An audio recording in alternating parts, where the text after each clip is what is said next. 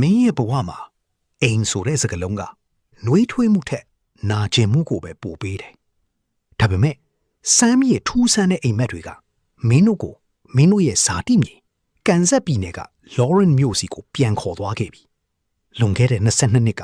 မင်းတို့ရဲ့အမေမီးလောင်သေဆုံးခဲ့တဲ့အဲ့ဒီအိမ်ဟောင်းကြီးစီကိုပေါ့။မင်းအဲ့ဒီအိမ်ရှိမှရက်နေတဲ့အချိန်မှာရှင်ထဲမှာတစ်ခုခုကစိုးတက်လာတယ်လို့ပဲ။အခု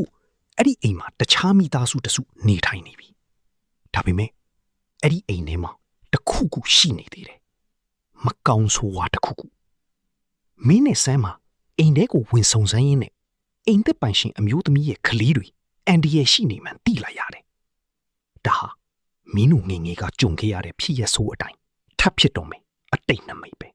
မင်းတို့အဖေရဲ့မိတ်ဆွေဖြစ်သူနက်ခတ်ပေရင်ဆီယာမမစ်ဆိုရီနဲ့အတူအိမ်ထဲကဝိညာဉ်တွေကိုနှင်ထုတ်ဖို့ကြိုးစားခဲ့ကြတယ်။ဒါပေမဲ့အဲ့ဒီမှာရှိနေတဲ့အင်အားကမင်းတို့ထင်ထားတာထက်ပိုကြီးမားနေတယ်။မင်းအမောင်ထဲမှာကလေးတယောက်ကိုကယ်ဖို့ကြိုးစားနေတော့တခုခုကမင်းကိုနိုင်ရန်မှာကတ်ထားလိုက်တယ်လို့ခံစားလိုက်ရတယ်။အဲ့ဒီအချိန်မှာပဲ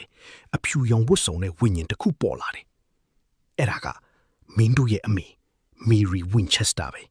။တူမရဲ့ဝိညာဉ်ကအိမ်ထဲမှာရှိနေတဲ့မကောင်းဆိုးဝါးကိုတိုက်ထုတ်ဖို့တူမကိုတူမစတေးလိုက်တာကိုမင်းမျက်မြင်တွေ့လိုက်ရတယ်။ထင်းဆမ်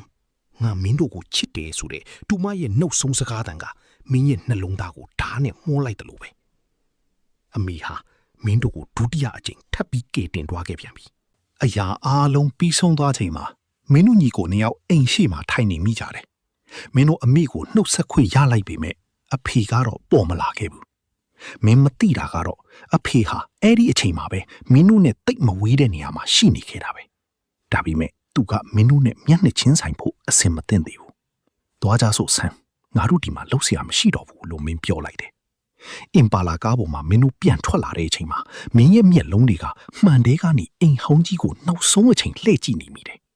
အတိတ်ကအမှောင်ထုတွေကိုမင်းတို့ရင်ဆိုင်ပြီးသွားပြီဒါပေမဲ့မင်းတို့ရဲ့ရှိမှာတော့ပိုပြီးကြီးမားတဲ့စစ်ပွဲတစ်ခုကစောင့်ကြိုနေတယ်